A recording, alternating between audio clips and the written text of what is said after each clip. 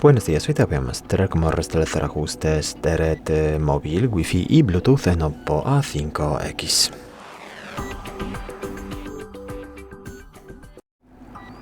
Para eso abrimos la aplicación Ajustes y luego de la lista de aquí seleccionamos más abajo la opción Sistema y actualización.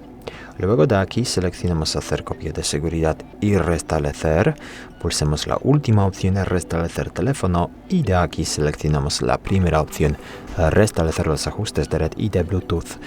De esta manera borramos los ajustes de Wi-Fi, Bluetooth y datos móviles. No se puede restablecerlos por separado, entonces de esta manera perdemos todas las redes Wi-Fi guardadas en nuestro dispositivo, también todos los dispositivos vinculados con el Bluetooth, con nuestro Oppo, etc.